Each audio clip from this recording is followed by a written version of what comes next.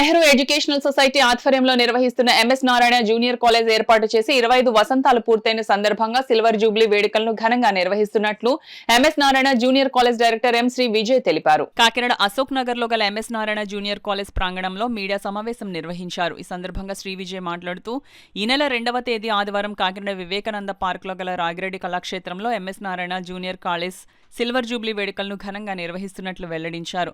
ఈ కార్యక్రమంలో college principal Pramod, in charge Venugopal, faculty coordinator Naresh లు పాల్గొన్నారు. 1971లో ఈ యొక్క సొసైటీని స్థాపించడం జరిగింది. తదుపరి ఎంఎస్ నారాయణ జూనియర్ కాలేజీ అనేటువంటి ఒక జూనియర్ కాలేజీని 2000 సంవత్సరంలో నాన్నగారు స్టార్ట్ చేయడం జరిగింది. అంటే మాకు ఫస్ట్ ఎఫిలియేషన్ 2001 బ్యాచ్ నుంచి ఈ జూనియర్ కాలేజీ స్టార్ట్ అవ్వడం, ఆ రోజు నుంచి ఈ రోజు ఒక 25 సంవత్సరాలు ఈ జూనియర్ కాలేజీ నడవడం అనేది మేము ఈ యొక్క రజతోత్సవ వేడుకలు జరుపుకోవడానికి మాకు ఇది ఒక అవకాశంగా మా నాన్నగారు కల్పించినటువంటి అవకాశం.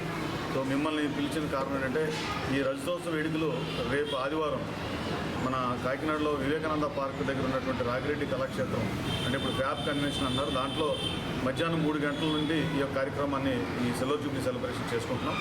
దీంట్లో ప్రధానంగా ఈ సిల్వర్ జూబ్లీ సెలబ్రేషన్స్లో ప్రధానంగా ఏంటంటే ఫ్యాన్సీ డ్రెస్ కాంపిటీషన్ అనేది ఒకటి పెట్టడం మెయిన్ మాకు మీ ద్వారా పబ్లిక్కి తెలియజేయాలనుకుంటున్నాం. దీంట్లో ఏంటంటే 11 సంవత్సరాల నుంచి 20 సంవత్సరాల వరకు ప్రతి స్టూడెంట్, అంటే మా దగ్గర చదువుతున్నా కానీ లేకపోతే కాకినాడ పరిసర ప్రాంతాల్లో ఏ స్కూల్ కాలేజీ ఎవరైనా కూడా 11 నుంచి 20 సంవత్సరాల లోపున్న విద్యార్థులు ఈ ఫ్యాన్సీ డ్రెస్లో పాల్గొవచ్చు. అదేవిధంగా తల్లిదండ్రులు కూడా ఈ ఫ్యాన్సీ డ్రెస్ కాంపిటీషన్లో ఒక భాగస్వామ్యం చేయడానికి అవకాశం కల్పించాము. తల్లిదండ్రులు అంటే కపుల్గా కానీ లేకపోతే సింగిల్గా, అంటే భార్యాభర్తలు ఇద్దరు కలిపి కానీ లేకపోతే విడిగా కానీ వాళ్ళు దాన్ని కూడా పార్టిసిపేట్ చేసేటానికి అవకాశం ఇచ్చాము. ఎందుకంటే ఇది సిల్వర్ జూబ్లీ సెలబ్రేషన్ సందర్భంగా తల్లిదండ్రుల్ని విద్యార్థుల్ని కూడా ఇందులో ఇన్వాల్వ్ చేయడానికి కాకినాడలో ఉన్నటువంటి పరిసర ప్రాంతాల సంస్థల మొత్తం అన్ని విద్యార్థుల్ని కూడా ఇందులో ఇన్వాల్వ్ చేయాలనే కార్యక్రమం రేపు ఆదివారం మధ్యాహ్నం 3 గంటలకి ఈ కార్యక్రమం తలపెట్టాం.